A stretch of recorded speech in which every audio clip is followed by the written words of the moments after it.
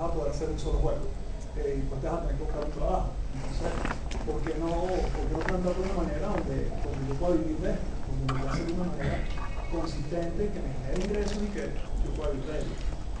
Por supuesto queremos un beneficio económico. Yo creo que aquí todos queremos crecer económicamente, todos queremos tener un beneficio personal, profesional, a nivel familiar, que nos permita vivir bien. Entonces, ¿por qué no permitir negocios? Desarrollar industria, generar empleo, lo tenemos clarísimo como IGA, lo tenemos clarísimo como compañía. Queremos crecer, queremos transmitirle al gobierno que esto es una industria que tiene muchísimo potencial, que no son los bolitos, que se entienda que animación es una cosa y videojuego es otra. Aquí estamos nosotros para ir empujando todo ese tema de que se entienda que esto es una industria con muchísimo potencial. Lograr un crecimiento sostenible y proyectos más ambiciosos. Si yo puedo sacar un éxito gigante que me produzca muchísimo dinero, ahí bien qué voy a hacer.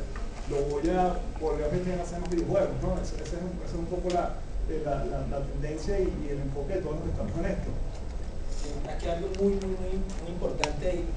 Cuando yo arranqué con Immersion, yo nunca me metí en la casa que tenía que hacer juegos, pero lo que sí uno puede evidenciar es que de las pocas industrias que hay, no sé, agricultura, manufacturera, esta industria lo único que requiere es de un computador y una cabeza, no más. O sea, aquí no hay ni un solo límite, y se los aseguro, no hay ni un solo límite que le impida llegar a hacer algo.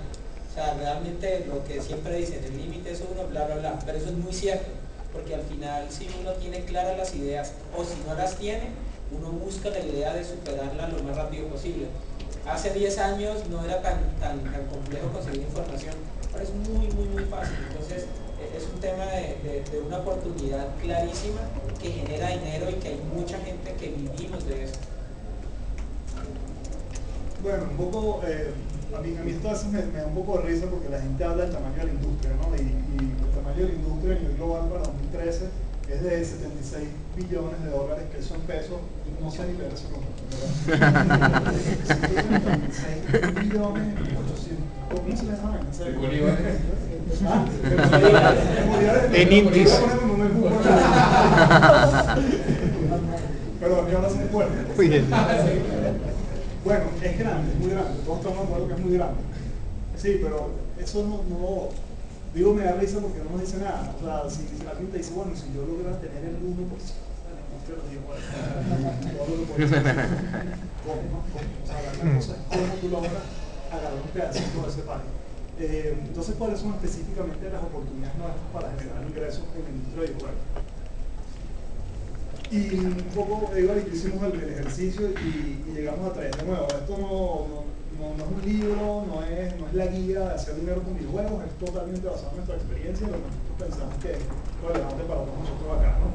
Y nuestra experiencia es que hay dos maneras principales, que son a través de servicios y a través de productos. Y luego hay una tercera que la llamamos otras, que es licenciamiento de tecnología en middleware. Puedes crear un Unity, por ejemplo, puedes tener portales de inclusión, tipo Fish, tipo Congregate, puedes tener portales de noticias, puedes tener un blog, puedes hacer marketing de tu videojuego, puedes hacer localización, puedes hacer estudios de mercado, etc. Puedes tener un universo de satélite de servicios a través de la industria del juego. Pero lo que vamos a hablar aquí hoy es de cómo hacer dinero haciendo videojuegos, ¿okay? O cómo es el negocio de hacer videojuegos, que es a través de servicios y productos. Servicios, ¿cómo catalogamos el tema de servicios? Uno, puedes hacer outsourcing de habilidades específicas para el desarrollo del juego de un tercero. ¿Okay? Aquí, ¿qué se les ocurre? ¿Qué se les ocurre que le podrían ofrecer a ustedes a una persona que esté haciendo un juego? ¿Alguna idea? ¿Sí? Animaciones, perfectamente. ¿Qué más? Modelado. ¿Ah? Modelado, texturizado. Texturizado, ilustración. Los textos, el guión, audio. Ahí tienen, cada una de estas puede ser una compañía. Puede ser una compañía de concept art, puede ser una compañía de modelado 3D, puede ser una compañía de texturizado. Cada una puede enfocar en un área distinta. No todo el mundo tiene que hacer el videojuego completo, ¿okay? Entonces, eso es una gran oportunidad para arrancar. El que está muy bueno en un área, bueno, ¿por qué no explotarlo? Ya aquí en Colombia empieza a haber un entorno de compañía que estamos empezando a necesitar ese tipo de trabajo. Y cada vez yo creo que va a ser más. somos muy buenos artistas o muy buenos modeladores, bueno, no tengo que montar un estudio completo de juego, me puedo enfocar en ese nicho y presentarme como un experto que agrega muchísimo valor en esa área en particular. Eso es una gran oportunidad de monetizar y de hacer dinero con el tema de servicio en el área de juego. Y la otra es la creación de un juego completo bajo la figura de trabajo por contratación o creación a la medida de un juego contratado por un tercero. Ejemplos de estos son Adver Games, juegos serios de empresas, digamos, que quieran de alguna manera gamificar su proceso de recursos humanos, de reclutamiento. Pues sin duda hay una posibilidad ahí, pero básicamente aquí estamos hablando nuevamente de hacer juegos completos y en el caso nuestro esto ha sido lo que nos ha dado comer por mucho tiempo con compañías como Disney, Nickelodeon, que de alguna manera lo que hacemos con ellos era Games, si lo quieren ver de esa forma, pero character based, es decir, nosotros estamos haciendo un Adver Game donde la marca a vender era Phineas and Ferb, o la marca a vender era Lilo y Stitch, porque no son juegos que monetizan en sí mismos, sino que lo que buscan es promover una marca. ¿Okay?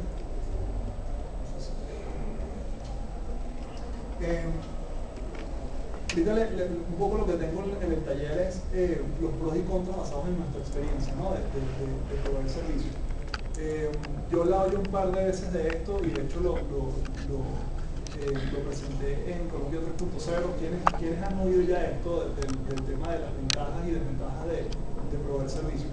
Que levanten la mano. Okay, bueno, voy a ir más o menos rápido porque honestamente aquí en esta presentación metí como 10.000 cosas que no sé si me dan tiempo de transmitirse a la gente en 2 horas, pero vamos a ir al paso que pueda. Nuestra experiencia, nosotros llegamos a crecer a más de 40 personas en el estudio. No es un número enorme, pero créanme que pagar el salario de 40 personas, quincena tras quincena, es una responsabilidad grande, ¿no? Y se puede volver algo complicado, sobre todo porque el tema de servicio, yo lo digo que es un acordeón. Tú tienes un montón de trabajo en un momento y luego no tienes mucho trabajo, pero si contrataste gente para este nivel de trabajo estás en problemas. Y no nada más estás en problemas por temas financieros, porque igual tienes que pagar esos salarios, sino que empiezas a perder el foco, te empiezas a buscar cualquier proyecto que puedas hacer para poder generar ingresos. Y ahí te vuelves totalmente desenfocado, poco estratégico, ahí empieza una decadencia, un estudio, digamos así. Entonces, nosotros que hoy en día, ¿qué hacemos? Tenemos un core team y pues, somos realmente una corriente, podemos crecer y de crecer con su contratación, lo que hablaba antes. Buscamos un buen estudio que nos provea de arte 3D, buscamos un buen estudio que nos provea de animación. Hay cosas que nosotros no soltamos, somos muy celosos y eso está en nuestro team, pero hemos logrado aprender a los golpes cómo llevar un estudio pudiendo lidiar con esas fluctuaciones, ¿no? No creo algo significativo para el negocio, porque al final del día Phineas and Ferb sigue siendo Disney y Dora la Exploradora sigue siendo Nickelodeon. Es decir, tú hiciste tu juego, qué bueno en mi portafolio, hice un juego para Disney, tu mamá está muy orgullosa seguramente, tu familia está muy orgullosa, pero al final te pagaron y hasta ahí quedó el proyecto. No hay un valor que retenga el estudio. Luego es un rat race, ¿no? Vas brincando de un proyecto a otro. No has terminado todavía un proyecto cuando estás vendiendo el siguiente y vendiendo el siguiente y vendiendo el siguiente. Y eso es muy problemático porque primero el objetivo principal se convierte en facturar. Tú lo que quieres es hacer la entrega, que te la prueben y que te paguen. Eso va un poquito en contra de crear productos de calidad, ¿no? Entonces, ese rat race a la final pues tampoco construye muchísimo valor en el estudio. Quique, y una pregunta, y me imagino que además hay todo un tema de dedicación de energía a todos los RFPs, todas las cosas digamos, que hacen parte del rat race, que consume una parte importante del equipo core, porque ustedes están trabajando para cosas que todavía no tienen, ¿no?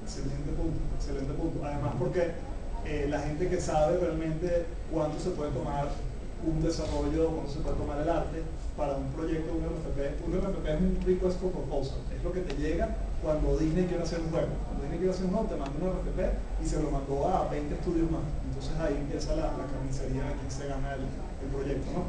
Pero cuando tú tienes ese RFP tienes que armar una propuesta, y para armar una propuesta necesitas a tus programadores, necesitas a tus artistas y tienes que sacarlos de producción para seguir vendiendo. Entonces, sin duda, ese es un problema súper buena forma. Escalabilidad, bueno, escalabilidad, esto es que el crecimiento en el tema de servicios es tanto producto en dinero, ¿no? Es totalmente lineal. Si yo puedo vender, básicamente tú lo que vendes son horas, ¿no? Entonces, si yo vendo 10 personas al mes y quiero producir el doble, pues tengo que vender 20 personas al mes. Y si quiero producir el doble, tengo que vender 40. Y pues, los costos aumentan proporcionalmente, cierto overhead se diluye, pero es bien lineal, ¿no? Todo el crecimiento. Nunca vas a poder ver digamos, una relación exponencial entre el éxito, el éxito económico que te pueda generar un proyecto y el costo que incurriste para producirlo. ¿Sí se entiende? Con respecto a la anterior que se mencionaba, puede sonar un exabrupto. En las empresas que hacen triple A también funciona por subcontratación o ellos ya tienen gente de planta. No sé si eso. Yo creo que puedo agregar, justo iba a agregar ahí. Justo un poco a diferencia de cómo TeraVision ha venido desarrollando productos, nosotros hemos tenido la fortuna o la desfortuna, eso depende mucho, de desarrollar productos a la medida, o sea, desarrollos que tomaron 2 años o año y medio desarrollar. ¿Qué es lo bueno de eso? Que no tengo que estar cada 2 meses, cada 3 meses haciendo esto, pero tiene un ciclo mucho más fuerte. Es que tengo un desarrollo de 2 años, adquiero un equipo de 30 personas, acabo el desarrollo y se cayó todo el funcionamiento de la compañía se acaba porque cerrar el siguiente proyecto puede tomar 3 meses. Entonces, ese delay que existe puede ser tan riesgoso que virtualmente quiebras. ¿Por qué? Porque tienes un equipo de 30 personas, todo el mundo haciendo esto, ¿qué hago? Y el banco gire. Entonces, esas dos partes son bien complejas, porque o tienes que tener la capacidad de hacer 2 proyectos, eso yo lo aprendí con Immersion Game, que es o haces 2 proyectos casi que uno tras del otro, o te quiebras, o sea, literalmente te quiebras. En esta, tienes la posibilidad de abarcar proyectos más pequeños que te dan colchón para seguir dando más pasos. Entonces es una cosa... Pero fíjate que no es un problema de plataforma, ni es un problema de tamaño de juego, es un tema del esquema o del modelo de negocio bajo el cual estás desarrollando. ¿Sí me explico? De hecho, un poquito más adelante vamos a ver los tipos de desarrolladores que hay. Eso pasa incluso, que realmente escuchar una agencia de publicidad, hay agencias de publicidad que tienen un cliente gigante como Comcel, por ejemplo, o Bavaria, y pierden la cuenta de Comcel y Bavaria y la agencia se quiebra. Y son agencias de 60 empleados y de pronto se les va a Comcel, y por eso es que creo que hace unos años hubo un escándalo que les regalaban carros y viajes y todos los ejecutivos, altos ejecutivos de grandes empresas, pues porque es que cuando se va una cuenta de ese tamaño se cae la estantería, pasa lo mismo en publicidad. No, hiciste un muy buen trabajo, el cliente está contento. El problema es que ahí no estás teniendo ningún tipo de feedback del mercado como tal. El jugador final que está utilizando tu juego no lo estás viendo, no te estás empapando de todos los temas de monetización de venta de ese juego, de cómo cobrar, digamos, todas las sutilezas que van asociadas a ya tú salir de la calle a vender un producto, ¿no? Más allá de un servicio. Digo que todos estamos viviendo un poco eso porque esto es el pasado, ¿no? Nosotros ya tenemos un tiempo donde estamos haciendo cosas que van mucho más orientadas a productos y estamos aprendiendo, estamos dando todos los golpes, dándonos cuenta que 1000 juegos bajo el modelo de servicio no te construyen un juego como producto y el conocimiento que tú tienes que tener para poder tener un producto comercialmente exitoso en el mercado. Entonces, es una caja negra. Sí. De pronto podría decir que son 2 negocios distintos. La persona que se dedica a hacer pruebas por servicios tiene ciertas habilidades y cierto tipo de necesidades, los que van a hacer productos son otros. Se puede decir que son distintos, o que uno es casi que un subconjunto del otro. Porque igual tú tienes que crear un producto de calidad, ¿no? para tu cliente, y en ese sentido sí estás adquiriendo unos conocimientos que te son vitales luego para crear un producto. Metodología, por ejemplo. Yo supe lo que era un GDE hace 6 años cuando nos contrató Namco para hacer un juego. ¿Cómo logramos que nos contratara Namco para hacer un juego sin saber que era un GDE? Pregunto. Pero lo logramos, ¿no? Y chévere, buenísimo. Pero ese proceso de trabajar con estos clientes, mira, ahorita sé lo que es un GD, y no nada más eso, sino que el tipo nos pidió dame un 1 minute gameplay y dame un vertical slice. Y yo, Google. Y aprendí todos esos términos trabajando con clientes en la metodología. Bueno, ¿qué metodología utilizan? ¿Por qué no utilizan Scrum? Entonces sí vas como que construyendo un poco el feedback que te da el cliente, por supuesto, es mucho más informado que el cliente, porque ellos sí tienen todos esos estudios de mercado y van a un demográfico muy específico y pues por supuesto se va adquiriendo conocimiento, pero ese conocimiento queda, digamos, represado en lo que es la creación del objeto, en la creación del juego.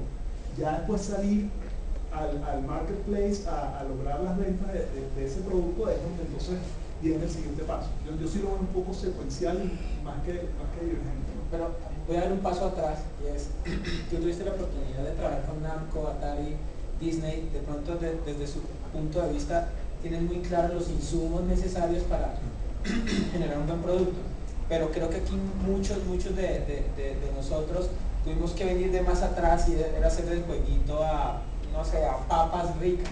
Entonces el dueño no tiene ni idea qué es el juego, él solo sabe que eso le gusta o no le gusta. ¿Por qué? No le importa.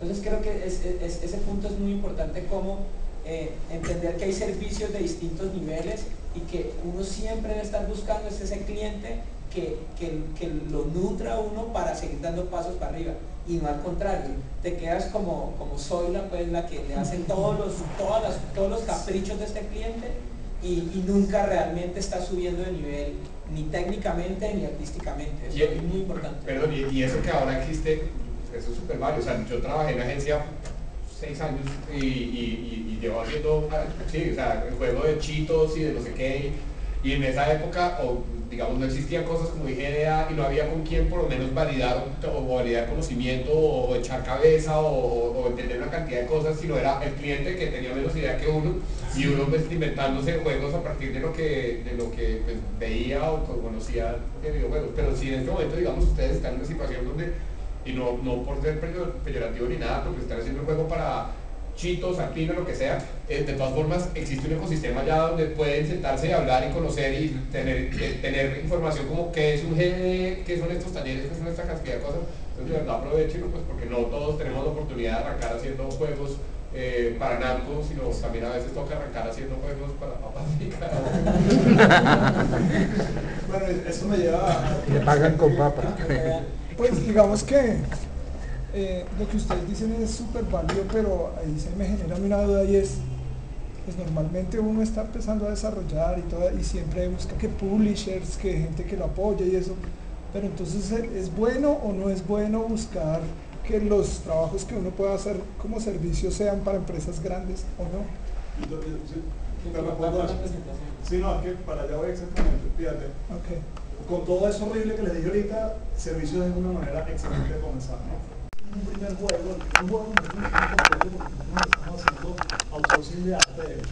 El primer juego que nosotros hicimos, no teníamos ni idea de para qué lo estábamos haciendo. Pues simplemente lo hicimos, se nos ocurrió una idea buenísima, vamos a darle. Y en paralelo que estábamos haciendo juegos para clientes, estamos haciendo arte para clientes, hicimos este juego. Y nos pareció una idea genial, le pusimos el arte que nos provocó. Ese juego nos abrió tiempo y puertas. De hecho, nos logramos el primer proyecto con Disney gracias a ese juego.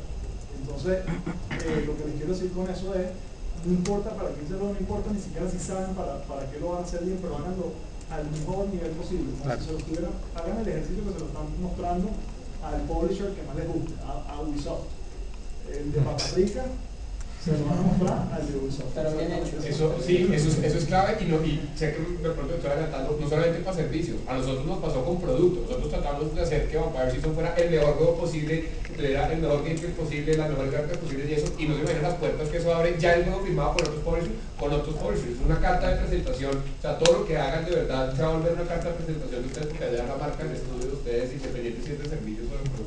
Mira, y ahí como para agregar un poco el tema de hacer las cosas bien hechas, es Julián Castillo, que es uno de los fundadores de Immersion Games también, el proyecto de él hace 12 años fue hacer Self Factor, y en ese entonces no tenemos ni portafolio, no éramos nadie, estábamos en Colombia, o sea, era un punto perdido en el mapa, pero el haber hecho bien las cosas, el haber hecho buen arte en ese entonces, que fue buen arte el que se hizo, nos abrió la puerta automáticamente. ¿Por qué? Porque al final la gente, que eso es una cosa muy bacana en la industria de videojuegos, creo que es la única, es que si usted tiene una buena carta de presentación, todo el mundo te abre las puertas. O sea, nadie desprecia el buen trabajo. O sea, ¿por qué lo digo por experiencia? En GDC uno tiene la oportunidad de hablar con el vicepresidente de una compañía muy grande porque hiciste algo muy bien, porque alguien dice, oiga, este man tiene algo muy bueno, y te ponen al frente a este señor, y, oiga, eso está muy bueno, venga, sentémonos, hablemos qué proyecto traes. Es inmediato, y creo que el día que ustedes tengan la oportunidad de ir a un GDC, que tienen que ir, ahorren todo lo que tengan que ahorrar, tienen que ir a un GDC, es para darse cuenta que tener una buena carta de presentación, no importa si es servicio, no importa lo que sea, algo muy bien hecho, los va a catapultar muy rápido. Bueno, por otro lado, yo siempre digo pensar dentro de la caja.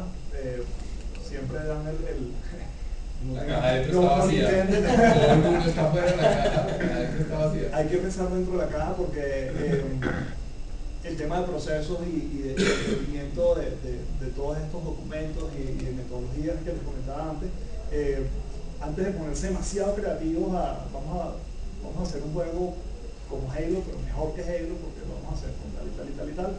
Primero miren dentro de la caja, dentro de su compañía, qué tienen, qué procesos tienen, qué gente tienen. Busquen desarrollar esas metodologías, esos procesos. Hay demasiada literatura, demasiados libros, demasiada información en internet, talleres, ahora compañías que tienen experiencia en hacer cosas.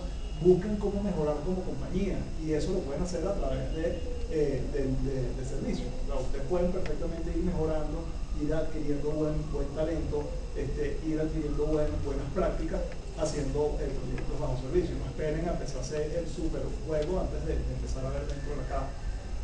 Crear network, asistir a eventos para aprender, escuchar con actitud humilde aunque nos estemos vendiendo. Para mí eso ha sido un gran aprendizaje, porque uno cuando está un poco novato trata como de vender algo que no tiene, y te tratas de presentar de una manera espectacular y que te la sabes toda, y eso se ve, la gente ve, al final se nota. Entonces no les dé miedo mostrar sus debilidades, no les dé miedo mostrar dónde no son fuertes, más bien muestren lo que tienen, pero lo que no tengan no traten de aparentar otra cosa, ¿no? Y eso en estos eventos pues se aprecia muchísimo. Y lo más seguro es que ustedes siempre se van a encontrar con alguien que tiene mucha más experiencia que ustedes.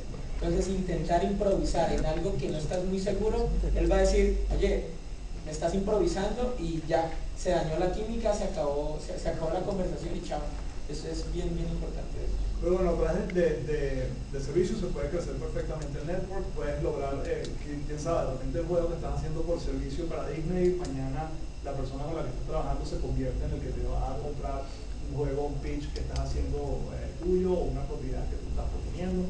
Entonces, esta es una industria dinámica, o sea, es así. Si la haces mal, bien. No solo en Colombia, de verdad, y eso es algo que es impresionante. La industria es acá, en Estados Unidos es así de grande. Ustedes ven el tipo que estaba en Electronic Arts, pasa a estar después en la compañía que está haciendo el último, en Robio, en móviles, y pasa después a no sé dónde, y es el mismo tipo con el que ustedes demostraron o lo impresionaron, o al que le quedaron mal y le cumplieron una cita, o hay que tener mucho cuidado con eso. Muy pequeño. Y bueno, por otro lado, puede ser un negocio rentable. Si se administra bien, pues puede ser un negocio lucrativo. Además, nos da la posibilidad de comenzar sin experiencia y sin capital. Pueden experimentar con esto, con papas ricas.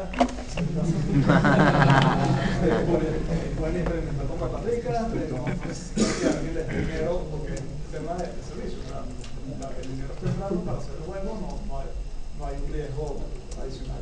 Y yo creo que más que antes, ahora es una posibilidad muy importante de arrancar, es porque ya empieza a haber un ecosistema. Entonces, el ofrecer servicios ya no puede ser única y exclusivamente hacer el juego de papas ricas. O sea, ya pueden haber servicios de modelado, por ejemplo. Oye, tengo un portafolio de 3 modelos que hice en una semana, me quedaron muy bien hechos. Oye, mira, hago esto. Ese tipo de servicios son muy especializados, y cada vez que la industria crezca van a ser muy requeridos. ¿Por qué? Porque a todos no nos va a quedar igualmente fácil crecer en un orden multiplicativo, sino que es muy costoso.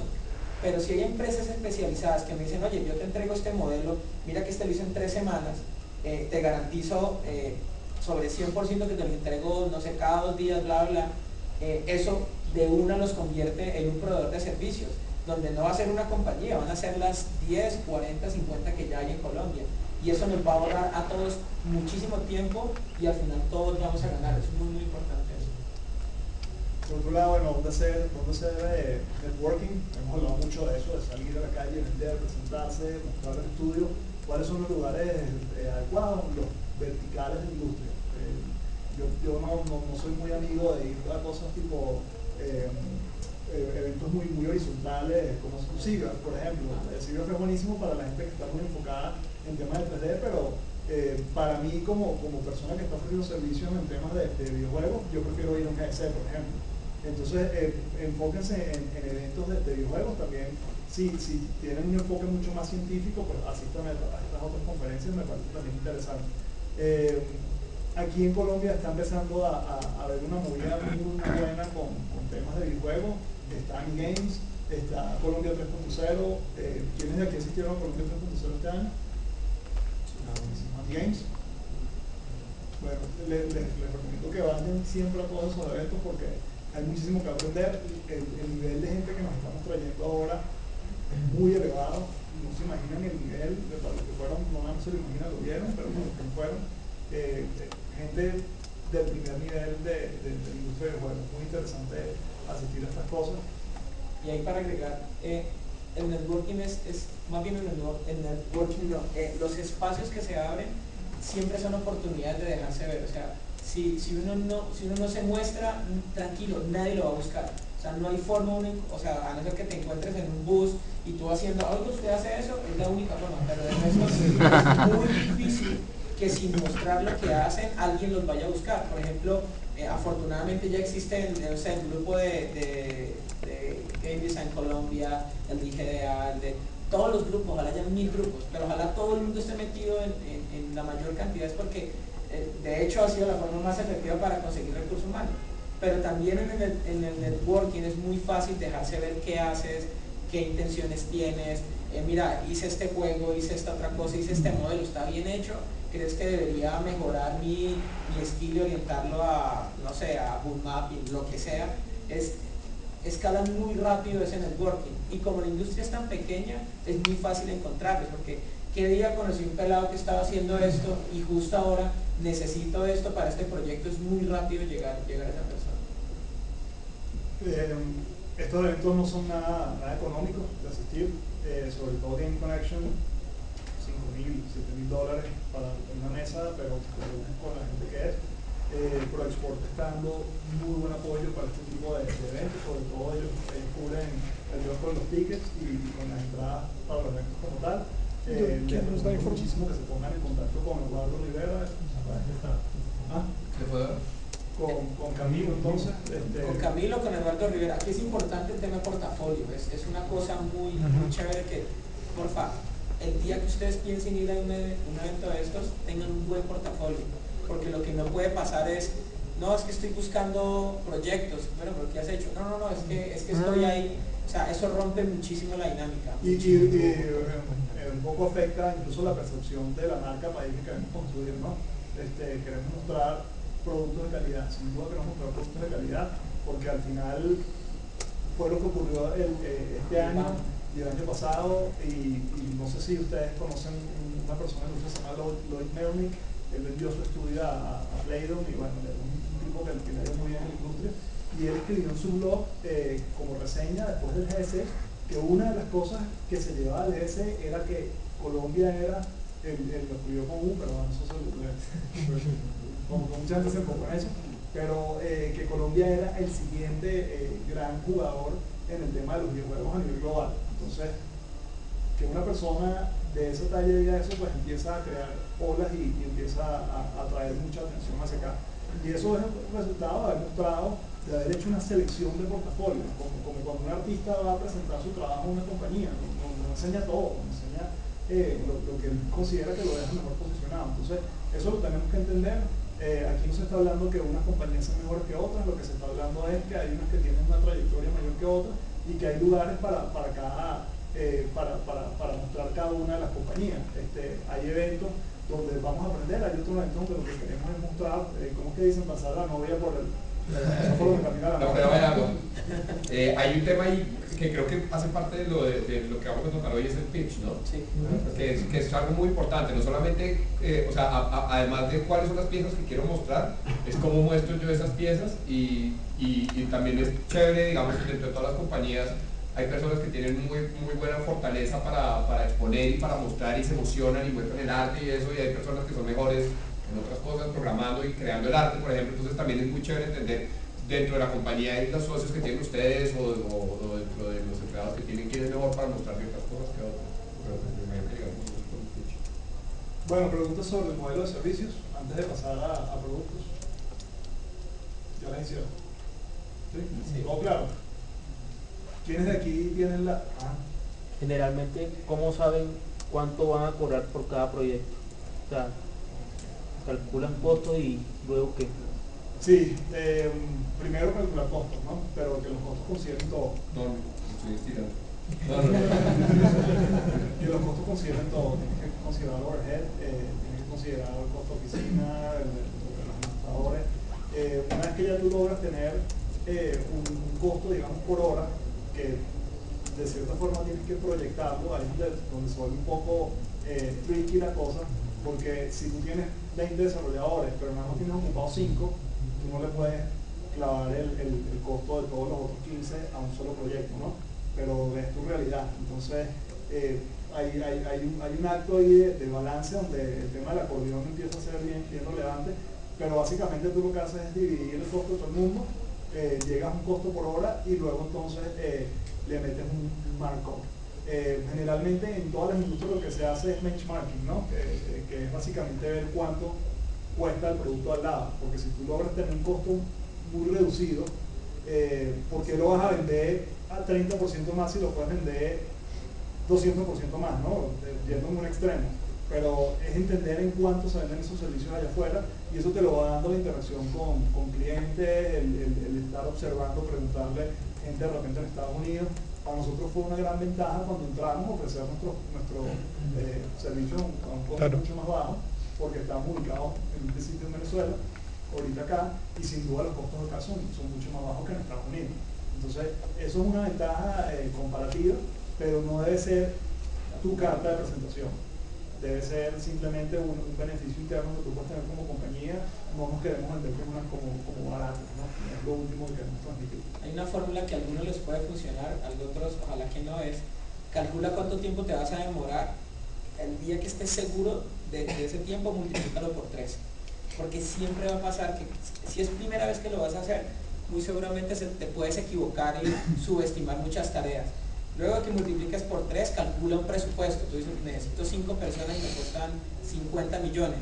Bueno, tiene sentido 50 millones para un producto que simplemente es un Tetris, que yo simplemente le cambio las fichas y lo pongo acá. Bueno, entonces ese tipo de equilibrio es bueno, saber que no puede ser un precio muy bajo porque es como, venga, porque o no me va a entregar, o va a ser muy feo, o le va a quedar grande hacer el proyecto. Pero tampoco irse por encima porque va a decir, este man no tiene experiencia, como me está pidiendo todo eso. Siempre procura que el scope del proyecto es el que te guíe hacia el precio. Y eso vuelve un poco a lo que les comentaba antes de la planificación. Traten de planificar, que entonces vuelven a lo que decía Jairo, que empieza a ser un poco time consuming todo el tema de vender, porque tú, bueno, no sabes si va a salir o no va a salir el proyecto, pero igual tienes que hacer tu planificación lo más detallada posible, porque en el caso que salga, más te vale que no te hayas equivocado en los tiempos que habías considerado, ¿no? Entonces, hacer la planificación lo más detallada posible antes de poder dar un presupuesto y asociarle un costo a esa horas.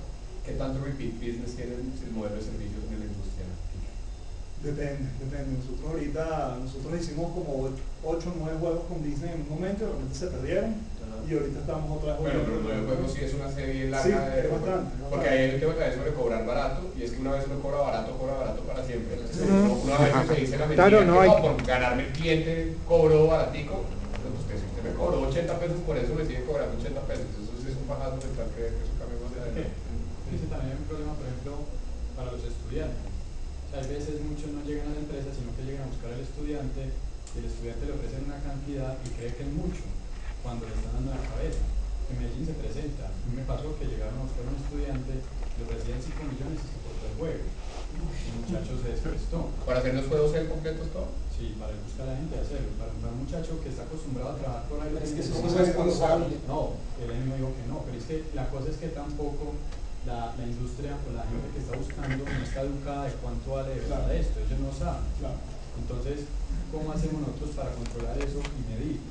Pues, lo que te decía, o sea, al final es si te proponen hacer el juego de papas rica, te dicen, mira, son 30 niveles, son 10 niveles, tú dices, ok, necesito un artista, necesito un programador y necesito un diseñador, tengo 3, que les pague de a 1 millón durante 3 meses. O sea, empiezas a hacer la cuenta, o sea, al final es muy fácil porque, o sea, más bien, lo importante es planificar bien el proyecto, es saber qué tienes que hacer y ya de ahí en adelante es colocarle gastos. Sí, la cosa es que el estudiante quizás no va a saber eso, ¿no? Entonces no va a tener las herramientas para poder, pero ¿qué hacemos? Es una enfermedad capitalista, no, si poder, es un capitalismo salvaje. Alguien siempre va a tratar de vender, y se lo digo, y seguramente lo que pasa es que en juegos como es un poco más complejo la estructura, no debe pasar tanto. Pero ¿alguien aquí ha hecho desarrollo web alguna vez? ¿Sí? Claro, web, listo. ¿En compañías o freelanceados? Listo. Las dos, claro, obvio. Entonces les cuento, cuando uno está en una compañía, uno le tiene pavor al freelance, porque es que uno sabe que uno va a Alpina, de verdad, a un cliente como Alpina o como Bari, y le dice, no, esa página le cuesta 25 millones de pesos. Y salen y consiguen un frilo que también la puede hacer muy bien, la saca por 4 millones de pesos. Es parte de la realidad del ecosistema de desarrollo. Sí, eso creo que no hay forma de, digamos, de prevenirlo. Una forma interesante de controlarlo, de que la gente esté más informada sobre cosas como IGDA, variantes de estilo, donde la persona puede entrar y decir, oiga, me están ofreciendo 5 millones de pesos para hacer un juego de este tamaño, y para no ser Facebook alguien le puede decir, no, weón, está loco. Pero yo le proponía a Camilo, por ejemplo, que hay una lista de Ágora, ¿lo han visto? ¿Una lista de Ágora, pero ahí no aparece específico para este campo. Entonces nosotros desde LIGDA poner algo donde alguna persona que no sepa buscar, me están pidiendo programación, vale tanto, esto vale tanto, esto vale tanto, para que tengamos una base. O por quería apoyar con una cosita, es que esto que dice Carlos es totalmente cierto. Por ejemplo, en mi carrera de diseño gráfico en Cali, uno encontraba en el centro partes donde te hacían impresiones y te decían, te hacemos la impresión por tanto y te regalamos el logo. Donde sabes que el peso de trabajo es mucho más distinto. Pero el cliente se va a ir formando poco a poco y ya se está formando y se está abriendo el camino. ¿No es cierto? Por ejemplo, tú no vas a tener a Alpina yendo a estos sitios de impresión a que le regalen el logo, ¿no? Alpina va a ir ya a una agencia. Y poco a poco se irá creando ese ecosistema. Lo que tú dices, la propuesta que tú dices, el hecho de que no esté la información en este documento, ¿cómo se llama? Exacto, es la cagada, pero irá entrando. Pero mire que al final, o sea, no sé, por ejemplo, por lo menos cuando nosotros arrancamos con hacer el primer proyecto que fue Self Factor, no tenemos ni idea. Lo mejor es decirle a alguien que está trabajando en eso, oiga, ¿usted cuánto cobra por qué pasa si yo lo quiero contratar? Ah, vale 2 millones. Ah, bueno, 2 millones. Porque al final es un tema de oferta y demanda. O sea, puede que en Pasto haya una oferta programadora muy alta, pero pocas empresas. Puede ser más barato que acá. Y al final es en dónde te encuentras ejecutando el proyecto. Al final hay una selección natural, por llamarlo de alguna manera. Esa compañía, seguramente los juegos van a ser una porquería. Yo puedo buscarle dinero a eso. Y va a perder credibilidad. Si no hay nadie para competir, entonces el país de los ciegos del tuerto rey. Pero a la medida que tengamos una comunidad y una industria más informada, se va a distinguir muy claramente las porquerías de juegos de los juegos bien hechos, ¿no? Cuando le decíamos que eso no era plata para eso, me decía que eso era lo que tenía presupuesto la empresa. Y yo le decía, nos sentamos con gente que conozca para que sepan cuánto vale un desarrollo de eso, para que lo tengan para el presupuesto del otro año. Claro, eso es lo que le iba a decir, pero eso tiene, mejor dicho, es que esa sí es la realidad del cliente aprendiendo. Estoy seguro que le iban a decir, esa es toda la plata que hay, más plata seguro lo sacan, pero lo que les pasa es, o hacen un juego de mierda y si es para una marca les bajan un culo con el juego y entonces votan al gerente de marca, ¿sí? Y el siguiente año el nuevo gerente de marca ya aprende y entonces contrata una compañía que efectivamente sabe lo que está haciendo, entonces se hace parte de un proceso de selección. O vamos a una más aquí en este punto porque voy como contar la mina gente y me faltan como 100. ¿no? Un punto importante de pronto hay para aportar. Nosotros tuvimos una experiencia con un cliente, hicimos un proyectito pequeño, lo fue muy bien. Les dijeron, no, quiero una cosa más grande, que sea con soporte a 6 meses, no sé qué. Pues ya un tema de soporte ya incluía un presupuesto más alto, lo pasamos y no, eso está carísimo, vamos a necesitarlo por otro lado. Yo le dije, imposible que se lo haga más barato porque no da. Consiguió a alguien más barato, me lo encontré como 3 días y me dijo, necesito que para el otro año ustedes nos ayuden porque no. Claro, y seguramente vamos a ir, pero va a curar muy caro. Y como industria tenemos que protegernos de eso, porque si hay un hueco por el que se caiga la cosa siempre, que está el barato, por ahí se va a ir el cliente. Entonces, cuando se consigue que hay un cierto nivel de educación en el tema comercial y todo el mundo le diga, son muy pocos, no se puede hacer, tengo que bajar las expectativas, tengo que bajar el alcance. Si esa es la cantidad de dinero que tengo, puedo aumentar el presupuesto, pero para eso estamos acá, para eso está IGA, para irnos formando y para ir un poco creando conciencia en esos temas. De pronto para contestar la pregunta de cómo cobrar, creo que en los foros siempre preguntan cuánto cobro por un videojuego. La respuesta es muy sencilla, hacer un plan de negocio. ¿Sí? Digamos, nosotros teníamos el temor, llevamos 5 años viendo que es un plan de negocio, eso cómo se hace. Muchos que nosotros estudiamos la parte de programación, digamos, para desarrollo de videojuegos, nos demoramos en eso llenando. Los que ya terminamos un plan de negocios, ya sabemos cuánto cobrar por un videojuego, hay matrices financieras, te preguntan cuánto vale esto, cuánto valen las horas trabajar. Eso te ayuda a saber cuánto debes de cobrar, porque mucha gente dice, se pregunta, ¿cuánto cobras? No, que 10 millones, ¿cuánto? No, que 5, que eso es lo que yo hice en el estudio de mercado. No, ¿qué tal? 2 millones. El mismo producto, uno cobró 15 millones, otro cobró 5 y el otro cobró 700.000 pesos. Entonces yo que dije, no, o sea, son diferentes. Otro cobró 55 millones. Entonces uno dice, no, miremos nosotros cuánto vamos a pagar al desarrollador, a los que sea, miramos las horas trabajadas, lo que tú decías, y ahí sacamos ya un producto final. Digamos, estamos aquí en la Cámara de Comercio, lo que hay asesores, ahí te van a ayudar para la parte del plan de negocio. O sea, la solución es el plan de negocio. Bueno, seguimos. Yo tuve una experiencia con una desarrolladora de software que quería implementar el desarrollo de juegos. Y me llamaron, soy diseñador industrial y pues tengo algo de conocimiento de ilustración, pues estaba en capacidad de, pero el problema fue que cuando era el tarifario de Andorra, ellos cobraban era sobre el paquete terminado, o sea, no sobre los elementos del flujo de trabajo. O sea, ahí me perdí en una parte. O sea, no, es una cosa, el hecho de que tú internamente llegues a ese precio, sí, con un nivel de detalle muy detallado, valga la redundancia, lo tienes que hacer, no quiere decir que luego eso tú se lo presentas al cliente, pero al cliente final le vas a presentar, pero con otro pregunta, al cliente final le presentas un precio, un poco de detalle en las horas al cliente. Sí, yo presenté un precio, digamos que, o sea, operativo, pero desde mi lado, desde el momento en que yo fui a cobrar, digamos que tarifario no tenía como esa referencia del flujo de trabajo que uno puede tener, entonces pues si todo por lo que es una aplicación de Facebook por la mediante, que es lo que aparece en el tarifario, igual ese es un precio básico y no se relaciona nada con el flujo de trabajo que yo tengo, que es parte de mi know-how, comparado con la empresa Patico, que hace lo mismo con 500.000 pesos y puede que sea bueno o puede que sea muy malo. Entonces pues digamos que parte de lo que debería procurar es generar ese tarifario ya más relacionado con ese flujo de trabajo específico, porque el trabajo así está en la empresa que hace todos los paquetes, pero también están los freelance que ayudan a cada uno de esos elementos de la cadena de valor de red. Sí, es una buena Pablo. Pues, como se ve, están los puedo decir cualquier cosa. Sí, por favor.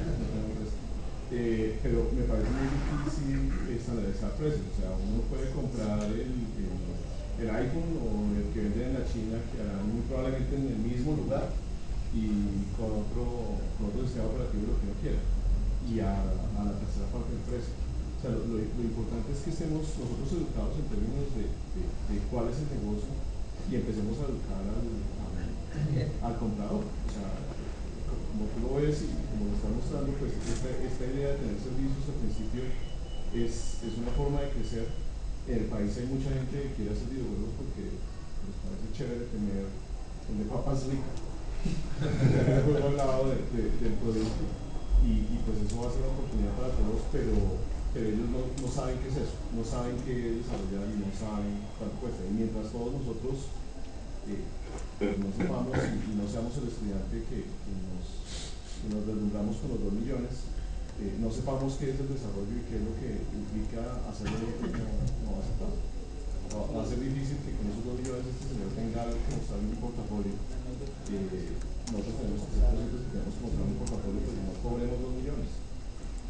Pero poner tarifas, algo que estamos haciendo, y perdón la propaganda, para ProExpo, estamos haciendo un estudio de la oferta exportadora en animación, videojuegos y libros interactivos. Muy probablemente voy a tratar de que les llegue a ustedes un email, que es básicamente una encuesta que estamos haciendo para individuos y otra encuesta para empresas. Y ahí uno de los datos es rangos salariales. Y pues eso podríamos tenerlo como un marco de referencia de qué es lo que está pasando en el país. Pero eso es muy relativo. Si esto crece en el futuro y no hay suficientes estudiantes, los precios van a subir. Si hay muchos estudiantes de muy buena calidad, los precios van a bajar. Y siempre tomar en cuenta que este tipo de cosas son referencias. Estos estudios me parecen muy buenos, pero son referencias, porque a la final te vas a meter en un escenario un poco complicado si empiezas a comparar entonces calidad de servicio de un lado a otro. O sea, esta persona me cobra tanto por este resultado y esta tanto por este otro resultado, pero ¿cómo puede decir de una manera objetiva que estás obteniendo lo mismo, ¿no? Se vuelve bien subjetiva la cosa cuando empiezas a establecer ya precios, digamos, across toda la industria. Entonces, pero bueno, sigamos. Respondimos tu pregunta, ¿no? Sí. Ok, parte 2, desarrollo de productos propios. ¿Qué llamamos desarrollo de productos propios? El desarrollo de juegos en los que se mantiene una participación de las ventas o hasta se puede obtener la propiedad intelectual. Les doy un ejemplo, una propiedad intelectual nuestra que se llama Hans. Otro, no sé si Gravity es un buen ejemplo también. Vampire Season son juegos donde la propiedad queda dentro de la empresa. Nosotros estamos ahorita haciendo este juego que ojalá salga en enero y es nuestra propiedad. Pero para eso necesitamos un entendimiento más profundo de todos los actores involucrados. Un poco lo que comentábamos antes sobre cuando haces servicios te quedas un poco ahí, ¿no? Te quedas un poco publisher, developer. De hecho aquí lo podemos llamar cliente developer, y todo lo demás es una caja negra. Ya cuando nosotros queremos salir al mercado a vender nuestros productos, pues ya tenemos que entender la cadena de valor como un todo, y aparece todo lo demás, aparece el distribuidor, canales de ventas y el usuario final, ¿no? Entonces vamos a profundizar un poquito en la cadena de valor. Voy a ir, como nos demoró un poquito al principio, voy a ir lo más rápido posible. Por favor interrúmpanme si no hay un concepto claro, porque esto es importante. Un publisher. ¿Quiénes aquí tienen claro lo que es un publisher? Levante la mano. Okay. Un publisher, a mí me cuesta conseguir una palabra buena en español que lo defina, pero editor, distribuidor. A mí siempre que preguntando cuando alguien que no es de la industria le explico, mire, de la misma forma que un cantante busca una disquera. Es como un editor en la industria de los libros, es como una disquera en la industria de la música. Básicamente las funciones de un publisher, ¿cuáles son? Y esto de hecho está en constante evolución, ¿no? Por un lado, financiamiento. Una de las funciones que puede cumplir el publisher es financiar el desarrollo del proyecto. Otra de las funciones que puede cumplir el publisher es distribución, mercadeo, adquisición de usuarios, licenciamiento. Cuando es que licenciamiento tienen una propiedad y pues ellos son los que se encargan de licenciar Marvel y dártelo a ti para que hagas el desarrollo basado en esa propiedad, y se convierten de alguna manera en producers del juego. En algunos casos, de nuevo, todo esto aplica o no aplica en distintos casos, pero este es el conjunto completo de cosas que puede hacer un publisher, y aportan experiencia y conocimiento. Por ejemplo, en temas de monetización, entienden la monetización en el caso de ustedes, no sé si puedo hablar de la japonesa, pero la japonesa, Gree, una empresa japonesa con la que están trabajando ellos, pues proveen mucha expertise. Ellos te ayudan a decir, mira, esto no está bien para monetizar, esto sí está bien para monetizar. Toda esa expertise es bien importante, ¿no? Claro lo que es un publisher. ¿Sí? ¿Seguro? Desarrollador. ¿Qué hace un desarrollador? Fácil, crear el juego, ¿no? Muy fácil, pero vamos a entrar un poquito en detalle de los tipos de desarrolladores que hay. Primero están los first party developers, que son básicamente los que son dueños de la consola. ¿okay? Nintendo es un first party developer. Los juegos de Mario, Zelda, etcétera, los desarrolla el mismo Nintendo para su consola. De hecho, tú ves las ventas de los juegos de Nintendo y casi todos son de Nintendo. Por eso es que no es una plataforma muy amigable para que entren third party developers, ¿no? Y por eso WiiWare es un territorio inexplorado para los indie developers, a pesar de que el número uno, o no sé si sigue siendo el número uno es un juego indie, World of Doom. Ah, sí. Pero eso es una no sé si sigue siendo, sí, pero es un fluke. Sí, Santa Mónica Studio de Sony, Microsoft Studios, todos esos son first party developers.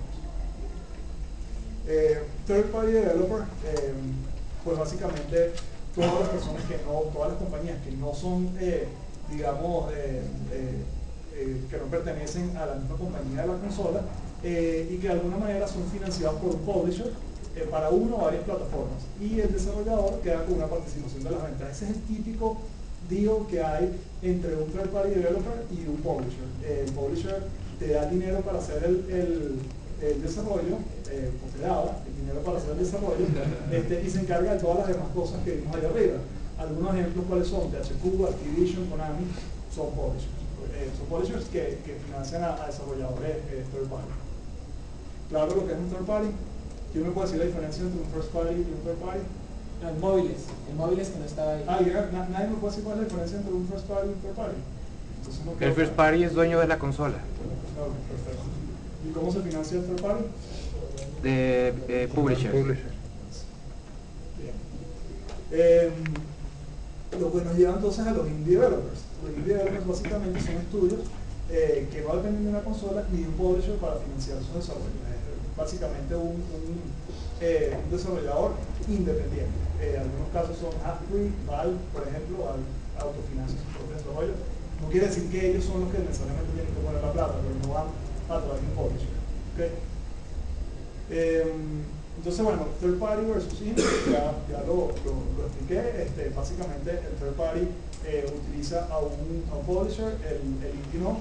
Aquí hablo un poquito de la discusión para hablar de ventajas y desventajas de trabajar con un publisher o no trabajar con un publisher. No sé si tú quieres hablar un poco de eso. Bueno, el tema es que ahora todos sabemos que el mercado está cambiando, la industria está cambiando significativamente en los 3 años que han pasado. Yo vengo del lado de conseguir un publisher que dado el presupuesto desarrollábamos y tenemos participación de regalías. ¿Qué era lo bueno de eso? Que el dinero ya estaba solucionado. Entonces, al estar el dinero solucionado, el problema era de uno ver si era capaz de hacer el proyecto. El tema es que ahora eso está cambiando sustancialmente y es, por lo menos a mí me pasó este año, nadie está dispuesto a invertir en un proyecto que no esté lo suficientemente claro y lo suficientemente bien estructurado en monetización, en la parte técnica, en la parte artística. ¿Por qué? Porque muchos en el modelo del publisher, de 10 juegos de $200 millones que se habrán gastado en esos 10 juegos, pegaba uno, pegaba dos y el otro dinero se perdía. Entonces, la conclusión de la industria es que crear nuevas IPs es muy costoso, y porque es tan costoso es muy riesgoso para un inversionista seguir simplemente seguir echando dinero al mismo balde, y abajo hay un hueco grandísimo. Ahora cambia muchísimo, es porque realmente lo que hay ahora en el mercado, y me corriges Jairo, es un aliado estratégico para el producto. Es alguien que tiene una expertise muy alta, entiende mucho mejor que nosotros la plataforma, y te va a empujar a que ese producto llegue a un nivel lo suficientemente alto como para decir es de éxito, ¿no? Esa parte, digamos que esa parte es clave, porque además hay aliados estratégicos de aliados estratégicos. O sea, hay compañías que le pueden ayudar muchísimo más en visibilidad y en mercadeo, mientras que hay compañías que tienen un conocimiento, como el caso de nosotros con GRID en monetización, que es una falencia que tenemos nosotros muy fuerte. Como yo les conté ahorita en el taller, nosotros entramos a tener monetización muy al final del proceso de desarrollo del proyecto.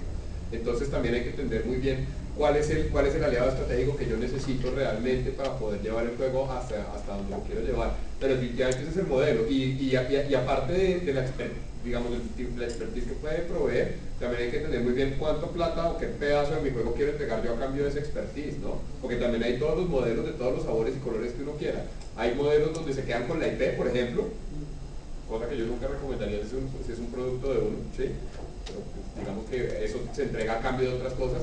Hay modelos donde se quedan con el 10%, pero no ponen plata de mercadeo. Hay modelos donde ponen plata de mercadeo y entregan, donde ponen plata de mercadeo y aparte de eso entregan know-how. Hay una cantidad de modelos diferentes.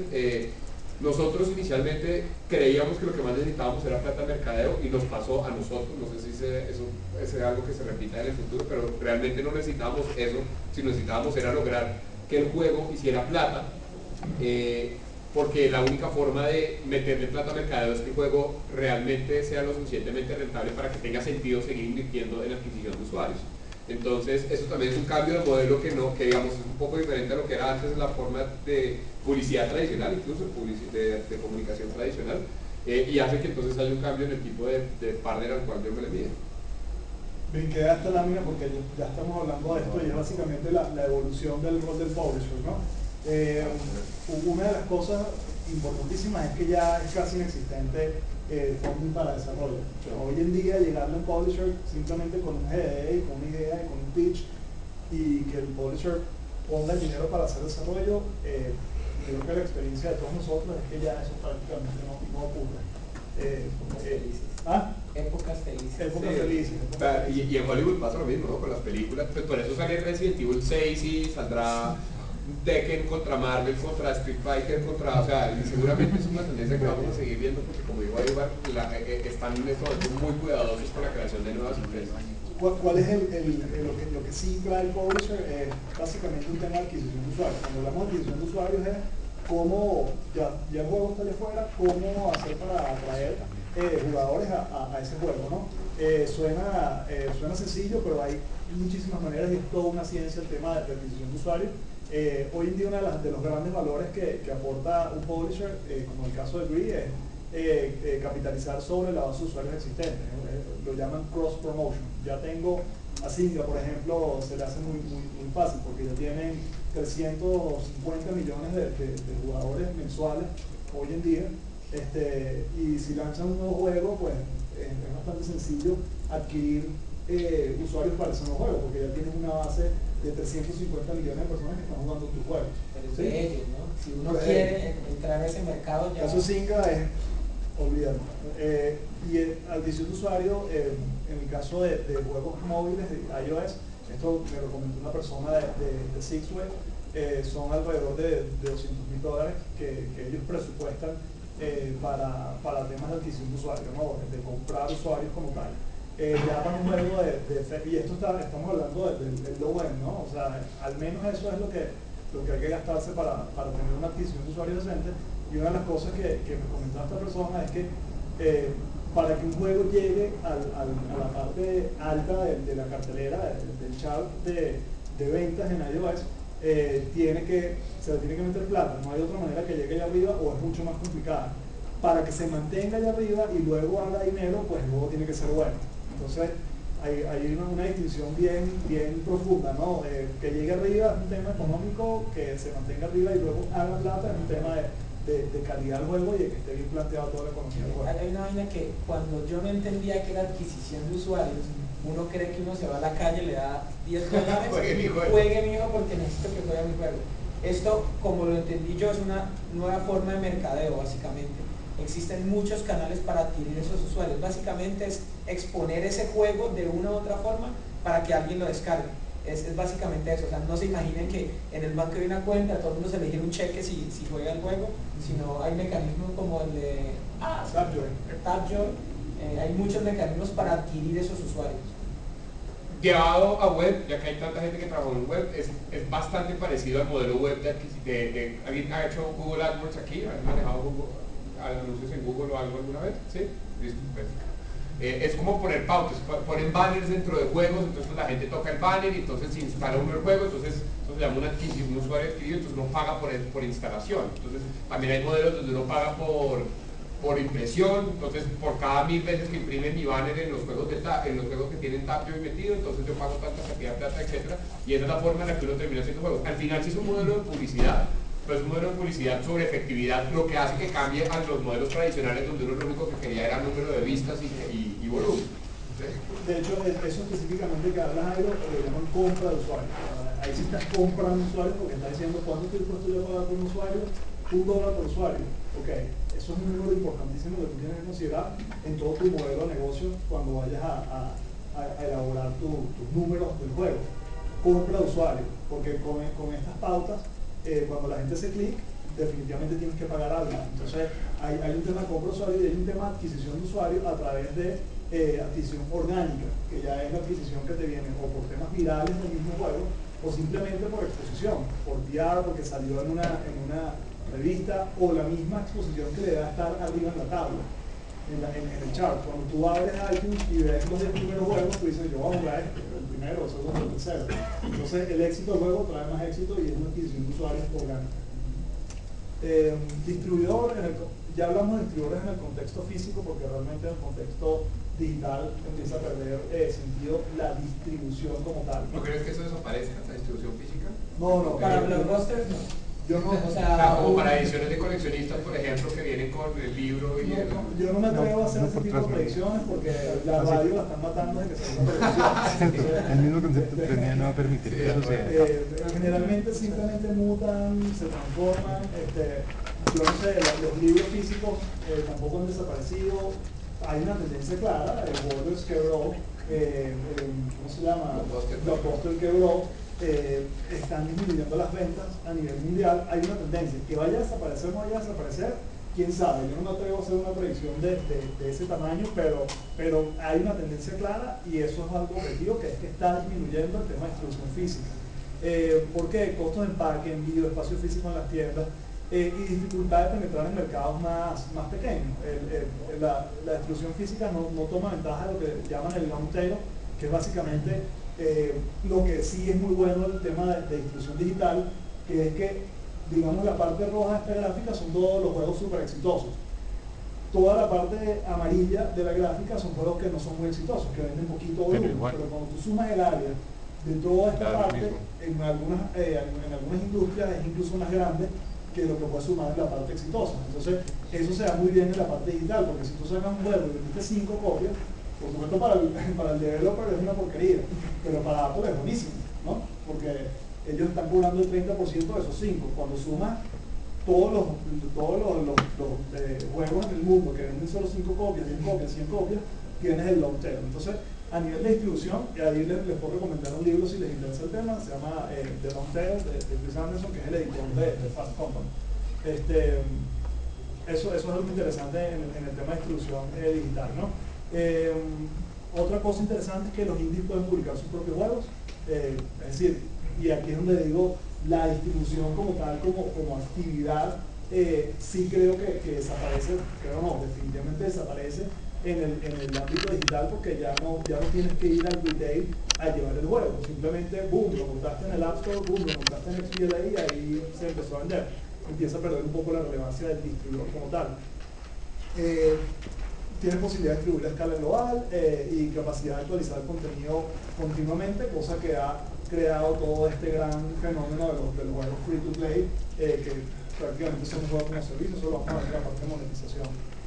Desventajas de no tener un publisher. Una pregunta, una cosa.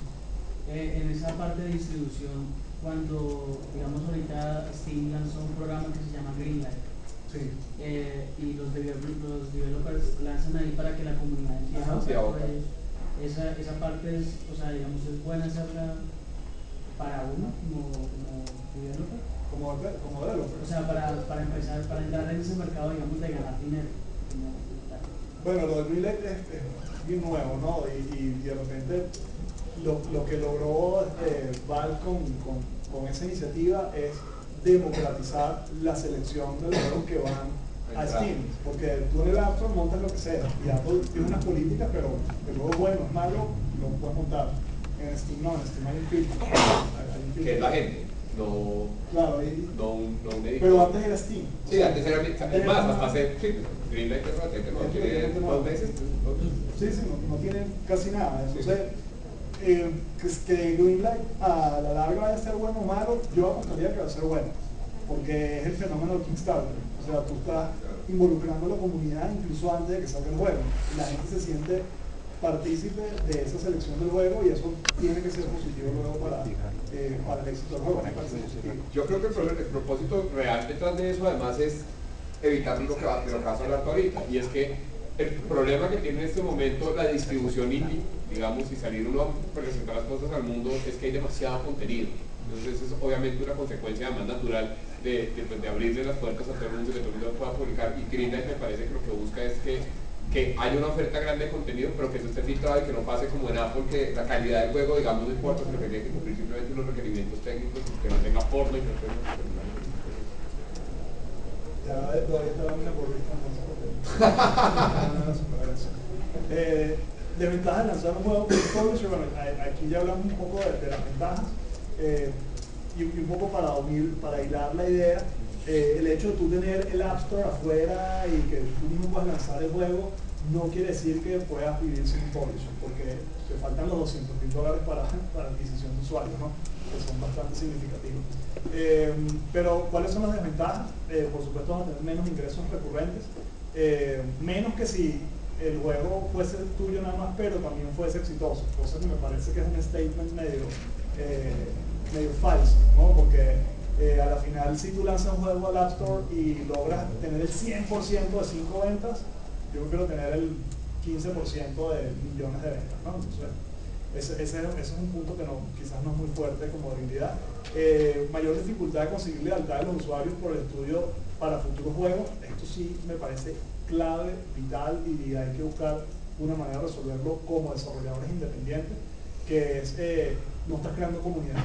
Cuando el juego sale publicado por tal estudio. Ustedes lo vivieron con Six Waves, y ahorita tienen el juego publicado por Brains. No sé si nos puedes comentar la diferencia entre mejor dicho, la diferencia es a nivel práctico, es abismal, por una razón, y es que la siguiente vez que si el juego está publicado por un publisher, la siguiente vez que nosotros saquemos un juego, estamos arrancando de ceros nuevamente, estamos sacando un juego nuevo, o sea, nos toca volver a hacer el mismo esfuerzo que hicimos para el primer juego. Mientras que el publisher, la siguiente vez que vaya y publique un juego a otra persona, está usando los usuarios que nosotros le trajimos, ¿sí? Para crear las comunidades, o para nutrir, como hablaba ahorita aquí, que con el tema de Zynga, pues ellos tienen 350 millones de usuarios que van para el siguiente. Créanme que es bastante doloroso tener que arrancar de ceros cada vez que uno hace un juego nuevo, sobre todo porque ya tiene una experiencia y tiene un recorrido hecho. Entonces, es unas por otras, obviamente. En el caso de Green, ahorita, por ejemplo, nosotros estamos ayudando a nutrir la plataforma de Green, pero al tiempo los usuarios siguen siendo nuestros, y lo que debe terminar pasando si los juegos que uno crea son exitosos es que uno se vuelve en sí un medio, ¿no? Uno empieza a crear una base de usuarios la cual además ya conoce los gustos, puede migrar de un lugar a otro, etcétera, y eso tiene muchísimo valor, sobre todo con estos costos de adquisición que hay ahorita y los problemas de descubrimiento que hay en la tienda.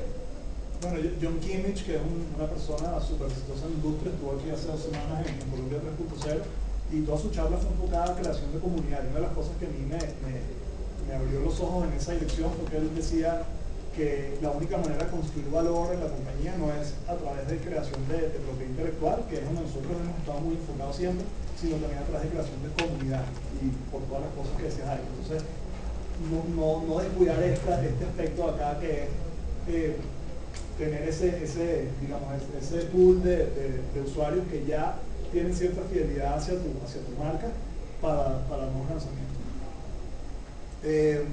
Otra cosa que a mí me parece menor, pero bueno, la visión del publisher y el desarrollador pueden no estar alineadas. A mí me parece menor, y quería preguntar eso. ¿Cómo diría que yo quiero hacer un SimCity y el publisher me lo convierte en un City? No es lo que yo quiero hacer, pero para él sí, porque eso es lo que da dinero. Sí. Pero me hace sacar dinero y él no la está viendo. Claro. Bueno, totalmente, entiendo completamente tu punto, y por eso digo que a mí me parece menor, porque si tu juego se va a quedar en una gaveta con tu visión y súper fiel a lo que tú pensabas, pues yo prefiero modificarlo. Por otro lado, si el juego va a ser mucho más exitoso... La idea no es romper con el publisher, sino cómo guiarlo a los SimCity también vende. Eso depende de su publisher. Exactamente. Entonces, a mí me parece que es un esfuerzo innecesario. Busca entonces un publisher que sí esté más alineado. Tú no puedes llegar a Zynga a tratar de venderle un juego hardcore. No vas a cambiar el Zynga, ¿no? Exacto, o llegarle de repente a Blizzard vendiéndole un Farmville. O sea, es conseguir el publisher correcto. Si el publisher si tú crees en el publisher al que tú le estás presentando, y el publisher debería, o sea, la razón por la que tú lo estás buscando es porque debería conocer mejor el mercado que tú.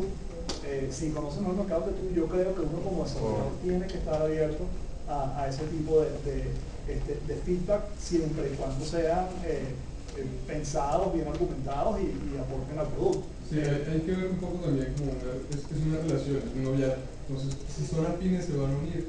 Hay que tener en cuenta una cosa importante desde el punto de vista del desarrollador, es que el publisher es tu primer contacto con una tercera persona, con tu juego. Porque tú eres el desarrollador, tú lo haces y tú estás contento con lo que haces, pero es el publisher el que te va a estar dando la opinión de, ok, yo no lo estoy desarrollando, ahora me lo pasas a mí porque llega un maestro, una entrega, y él lo juega, ve lo que pasa y te da sus opiniones. Es como tu primer filtro. Entonces me parece que lo que dice aquí que es muy cierto, es decir, tiene que haber una afinidad con tu publisher y no puedes como procurar educar al publisher a cambiar como su visión, sino que si hay una línea como, si están más o menos alineados, tienes derecho como a salirte un poquito, pero no como torcer toda la idea desde el principio. Y de nuevo, va muy alineado el planteamiento del juego. Yo creo que un juego, por ejemplo, el juego de aventura de Tim Schafer, ningún publisher lo agarró, buscó otra manera de hacerlo. De repente hacerlo con un publisher no era la vía correcta y quizás hubiese sufrido mucho la visión del juego, pero es un tipo de juego y un tipo de iniciativa muy particular. Entonces, básicamente es el ADN que tenga tu juego, que tengas tú como desarrollador y como game designer, si estás dispuesto o no a hacer esos compromisos en pro del éxito comercial del producto. Sí, también depende además con lo que uno buscó el publisher, ¿no? Volviendo como al tema de cuál es el área de expertise que me trae el publisher. Entonces, si yo busco el publisher y además es algo que se habla con el publisher, uno le dice al frente al publisher, yo estoy con usted porque quiero que usted me enseñe a monetizar. Y si el publisher lo último que hace y habla de todos los de monetización, eso es algo que uno debería decir al publisher como, usted no me está enseñando lo que yo realmente necesito, ¿sí? Entonces, realmente depende de qué tipo de publisher y con quién se monta uno a la hora de... Como les comentaba, está cambiando tanto la industria que antes era como, aquí está mi princesa, cuídemela, al publisher. Ahora es, no señor, entre los dos nos toca engordar a la princesa a ver si vende algún día. O sea, está cambiando sustancialmente eso. Uno como desarrollador o creador del juego, digamos que está en la capacidad de ir a cualquier publisher y contratarlo, o es un estudio que hacen si el publisher le interesa o no le interesa, o digamos que es como sería la función de un publisher, sería un asesor o un consultor. Nosotros lo estamos haciendo ahorita, hemos contratado consultores que son expertos en un área específica, pero no está haciendo, o sea, no es un publisher entonces. El publisher es el que te va a ayudar a llevar a la plataforma. Y en ese proceso pueden aportar también expertise. Ok, pero entonces la pregunta es, ¿se va a riesgo contigo por un porcentaje o tú le pagas fijo algo? No, ¿funciona o no funciona? Casi siempre es por un porcentaje. Lo chévere de la industria, volviendo al tema de las reuniones y Game Connection y todo eso, es que en este momento, por lo que ningún publisher sabe cuál va a ser el próximo hit, puede uno ser un estudio que tiene 3 meses en el mercado, pero si tiene un buen portafolio de un buen juego, lo presentan uno con el vicepresidente de publishing de cualquier estudio, de cualquier publisher del mundo. O sea, en este momento uno todavía tiene acceso a los mejores publicadores, así uno todavía está sacando su primer juego. Entonces eso es bien interesante, es bien bonito de esta industria. Pero el publisher debería ser selectivo, o sea, ojalá sea selectivo, porque cuando tú eres publisher, hay publishers que agarran cualquier cosa, sin decir nombres, pero que se han vuelto ya tan conocidos que entonces cualquier juego no les importa, bueno, vale, sí, yo te lo publico porque no están haciendo ningún tipo de inversión. Cuando tú ves publishers que son un poco más selectivos, el caso de Green, por ejemplo, ellos aportan muchísimo expertise, eso les cuesta dinero a ellos. Entonces, ellos quieren trabajar con el juego correcto para dedicar sus recursos. Si no van a dedicar los recursos, agarran cualquier juego.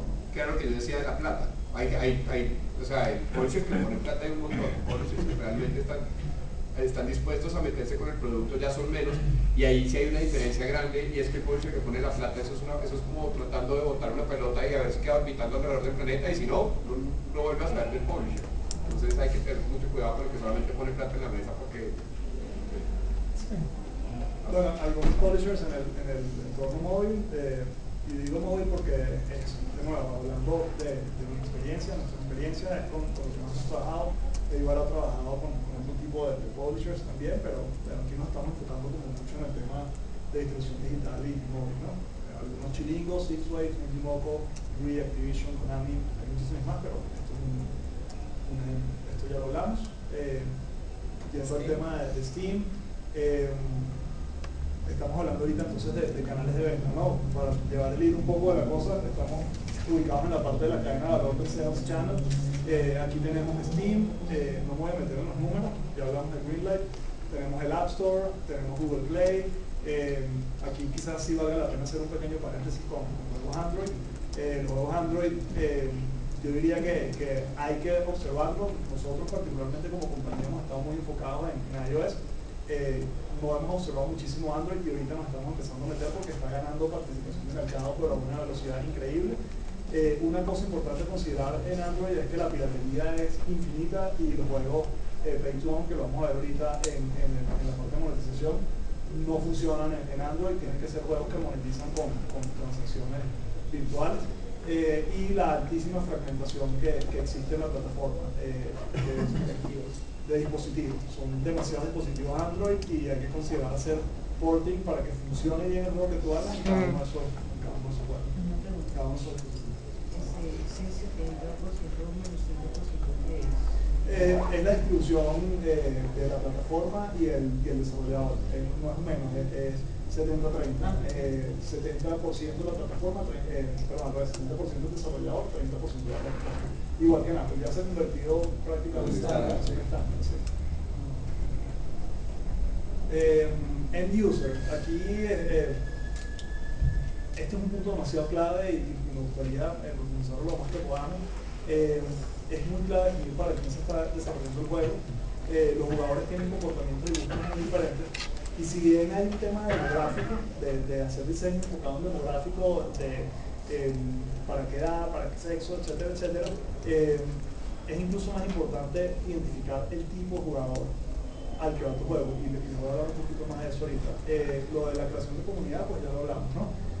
Te quería compartir esto porque primero es algo que tengo muy fresco y me gustó muchísimo. Lo vi la semana pasada, tuve la suerte de poder ir al Montreal International Game Summit, y una de las charlas fue de una persona muy interesante que hablaba del Big Five, ¿no? Que son digamos como los 5 arquetipos de perfiles psicológicos de las personas y cómo relacionaba eso con juegos, con productos y películas. O sea, un poco su planteamiento era: no diseñes para todas las mujeres de 30 años de tal demográfico, de tal estrato social, porque puede haber una mujer de 30 años que le encanten los juegos hardcore y puede haber una mujer de 30 años que le encanten los juegos sociales o los juegos más casuales. Un poco lo que tú comentabas de saber elegir al tester correcto. Yo siento que nosotros como industria no estamos haciendo suficiente playtesting con usuarios finales. Creo que es de las cosas que tenemos un área de oportunidad muy grande. Generalmente ocurre dentro del estudio, generalmente traemos una que otra persona aquí y allá, pero no se está haciendo de una manera estructurada y de eso depende básicamente la calidad del producto que tú vas a desarrollar, de poder probar con gente que realmente representan al tipo de jugador al que tú estás buscando. Hablando de recursos bien específicos, les voy a dejar un link ahí, de nuevo esta presentación se la voy a mandar, se la posteo, mando el link por Twitter para que se la puedan bajar y todos estos links los tengan. Esto es un test súper interesante que puede hacer cualquiera, que define cuál es tu tipo cuál es tu perfil, digamos, psicológico, ¿no? Que encaja en uno de estos 5, apertura, experiencia, consciousness, extraversion, agreeableness y neuroticism. Ya son 4 perfiles bien marcados. Y fíjense, esto es una foto de no sé si se ve bien ahí, pero ese es Sam. Ese es Sam y el otro lado está Alicia del País de las Maravillas, ¿no? Esto es una foto de la presentación donde se ilustra muy claramente. Esto es una persona que es totalmente cerrada a nuevas experiencias. Sam lo están arrastrando durante toda la película, el tipo nunca quiere ni salir de la casa. Y Alicia del País de las Maravillas. Es el otro extremo que come hongos. Un gato que habla, buenísimo, igual con todo el País de las Maravillas, disfrutando la experiencia, ¿no? Esto tiene una implicación muy significativa en el tema de testing. ¿Por qué? Porque un SAM, esto es data real, le gustaría un juego como Maiden, ¿no? O sea, fútbol americano. Es data real de Tierra Media. Sí, y el otro lado está Minecraft, claro, el lado exploratorio, que es explorar, es buscar, es pasar horas simplemente explorando. Entonces, la gran inquietud de esta persona, y se las transmito yo a ustedes, porque a mí me llegó muchísimo, es cómo tú vas a poder meter a todo el mundo en un mismo bote simplemente por edad y por sexo cuando tienes gente que simplemente va a estar enfocada o le va a gustar más un tipo de juego que otro y tú ni siquiera saberlo. Entonces ese test que les compartí en la otra lámina, cuando nos pongamos serios y empecemos a hacer un buen playtesting con el mercado real, ese test se lo tienes que dar a la gente para que lo hagan, puedas identificar cuál es su perfil y luego entonces tú puedas seleccionar a la gente que es adecuada para el juego que tú quieres probar. Bueno, no, una gran oportunidad, playtesting, no estamos haciendo suficiente, tenemos que hacer más de esto. Una pregunta. ¿Sí? Yo no soy desarrollador, yo más por un tema de publicidad que otra situación. En las estadísticas que hay de Zynga los jugadores, hay muchos, de los 300 millones de jugadores, hay diferentes tipos, hay diferentes rangos de edad y pues yo no he visto estadísticas relacionadas con eso que tú acabas de decir. Son todos el mismo tipo de jugadores, o sea, los de Zynga, o sea, los juegos son muy parecidos a nivel de perfil. Los 600 millones no podría decir que son casi un solo perfil o hay... No, es diferente. Es que la única forma de segregarlos es por edad, porque no tienen este test para evaluar si ese jugador es, además de 20 años, es, yo qué sé. Zynga hizo, digamos que hay como un estereotipo en el jugador social que surge además de una realidad norteamericana, y es que Zynga ofreció juegos para lo que llaman ellos el soccer mom. El soccer mom es la mamá de edad, digamos, de entre 30 y 40 años, que tiene sus hijos, que los lleva a jugar fútbol en la van, la típica van, etc. La razón por la que dicen que es la soccer mom es que con la crisis económica que hubo en los Estados Unidos, ¿sí?, se convirtió en una experiencia de entretenimiento más económica quedarse jugando computador en la casa que ir así no salir a comer, ¿sí?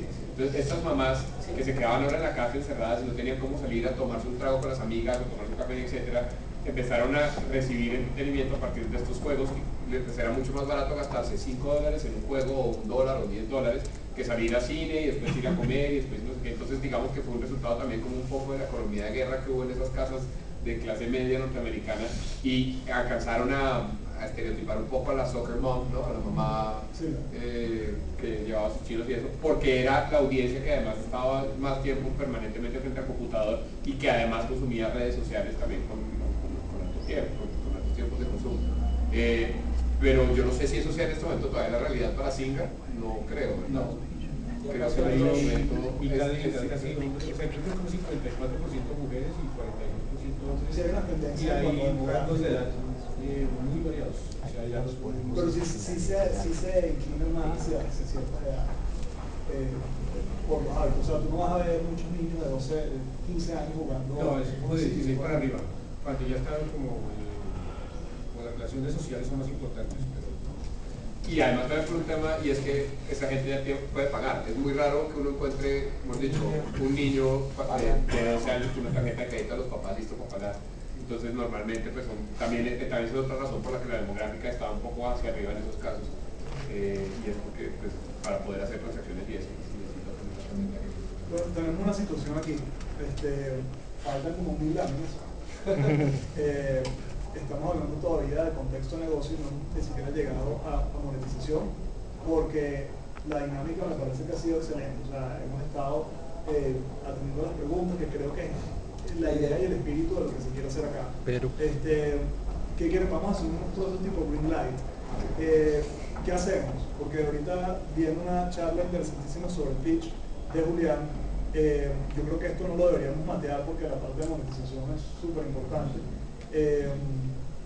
No sé si más bien les mando la presentación y coordinamos en otro momento, otro día, una charla de monetización, porque es que de verdad si la hacemos ahorita la vamos a matear. Es muy extensa y no deberíamos pasarla por encima. ¿Podemos hacerlo otro día? sí. Un esbozo general, por lo menos. Sí, yo me comprometo a subir a SlideShare y publicarlo. Chévere. Yo quería lograr más seguidores en Twitter, pero bueno.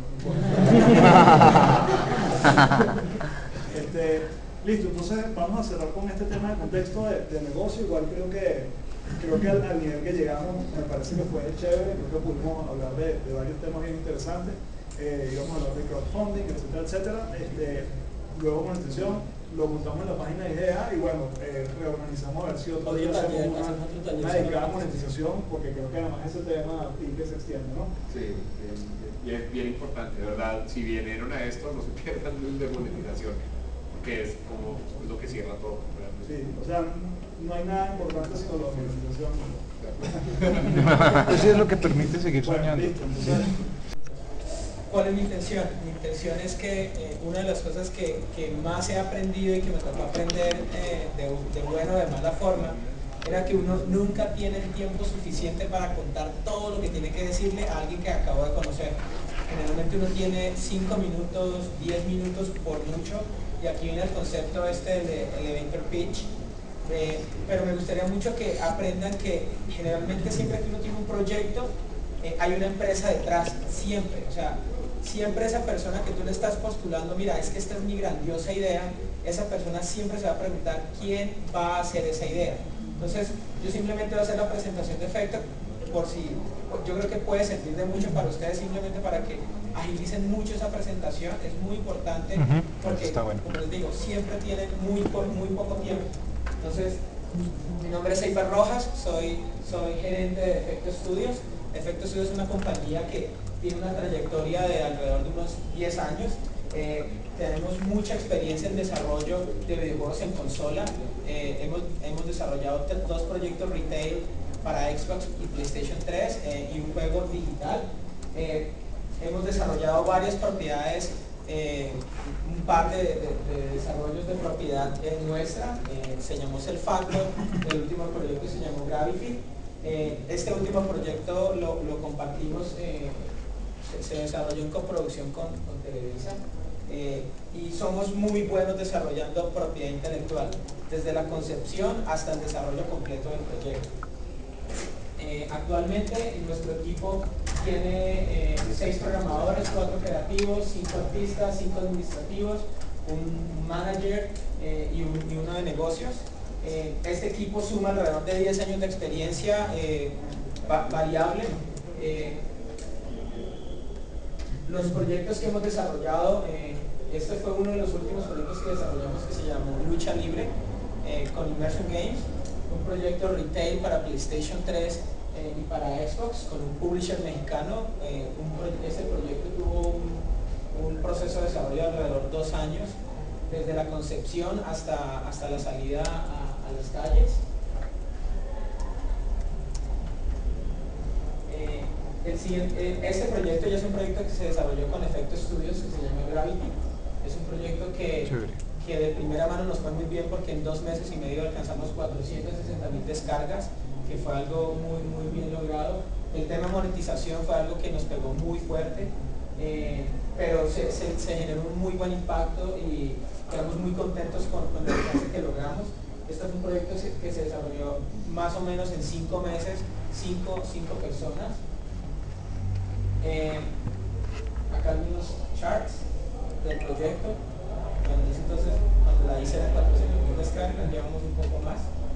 El siguiente proyecto, que está en fase de, digamos que prototipado, todavía no ha sido desarrollado, se llama Aranea. Es un proyecto que sigue en fase de diseño. Estamos en el proceso de conseguir un publisher que financie el proyecto. Estamos muy cerca de lograrlo. Es un proyecto que primero nació con una idea orientada a consolas, pero dado todo lo que está pasando nos tocó empezar a migrar hacia móviles. Es un proyecto, que no se vea bien. Es un proyecto que no se pueden apagar. Es un proyecto que ahora se está moviendo a free to play. Es un puzzle game, y la idea es que tú como jugador logres coleccionar la mayor cantidad de arañas que tienen ciertas habilidades para poder lograr distintos retos. Listo. Esta es mi presentación y la di lo más rápido que pude. ¿Cuál es la intención? Siempre que vayan a hablar de su compañía, muestren lo mejor de ella. O sea, no intenten, y no me ha funcionado decir cuáles son tus sueños como desarrollador, decir, mira, es que yo quiero hacer el mejor FPS. O sea, eso no funciona. No funciona tratar de hablar, que eso lo hablamos un poquito antes, de algo que tú no sabes. O sea, Si a mí me dicen, oiga, quiero hacer un juego de fútbol, pues evidentemente no tengo el portafolio para hacerlo, entonces probablemente si tú dices, no, yo lo puedo hacer sin ningún problema, puede ser un cortocircuito fuerte. Si esa persona con la que estás hablando es conocida y tiene la confianza de decirle, mira, yo no he hecho ningún juego de fútbol, pero tengo la capacidad de hacerlo por mi equipo y por la experiencia que trae todo el equipo, probablemente te crean. Pero nunca vayan más allá de lo que no saben.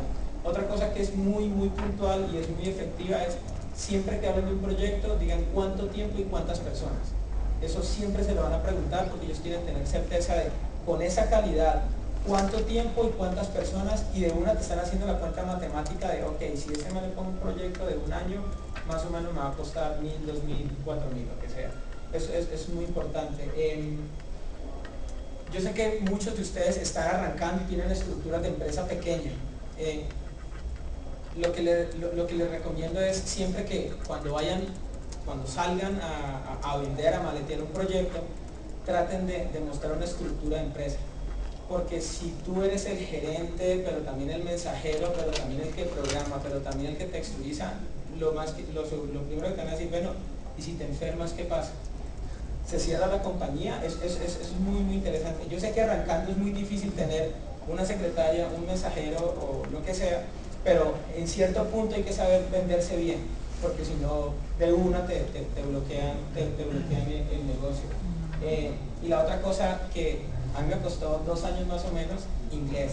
Si no saben inglés, se van a quedar acá, se los aseguro. Pero con un poco de inglés, se mueven muy fácil allá. Yo al principio creí que era este inglés de negocios sumamente de alto nivel, pero cuando uno va allá, se encuentra gente de Croacia, de Rusia, de todos los países del mundo hablando medianamente un inglés y logran hacer negocios. Lo importante es tener claro lo que ustedes van a vender.